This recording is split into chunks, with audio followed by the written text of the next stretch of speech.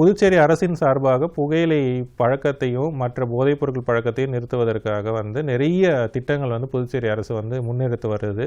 அதில் முக்கியமான தேசிய புகையிலை கட்டுப்பாடு திட்டம் அப்படின்றது தான் நம்ம புதுச்சேரி அரசு கடந்த 10 ஆண்டுகளாக செஞ்சுட்டு வராங்க. இந்த தேசிய புகையிலை கட்டுப்பாடு திட்டத்தின் மூலமாக புகையிலை சார்ந்த சட்டங்களை அமல்படுத்துதல், புகையிலை சார்ந்த விழிப்புணர்வுகளை ஏற்படுத்துதல், பள்ளி கல்லூரி மாணவர்களிடையே இதை பற்றிய பாதிப்புகளை கொண்டு சேர்ந்து அவர்களுக்கு ஏற்படக்கூடிய பிரச்சனைகளை சொல்லி அந்த பழக்கத்திற்கு ஆளாகாமல் தடுத்துதல் மற்றும் புகையிலை பழக்க மீட்பு மையம் இது எல்லாமே செஞ்சுட்டு வரோம். இது இல்லாமல் நஷாமுக் பாரத் அபியான் அப்படின்னு சொல்லக்கூடிய திட்டத்தின் மூலமாக போதைப் பொருட்களையும் தடுப்பதற்கான முயற்சிகளை புதுச்சேரி அரசு எடுத்து வருகிறது.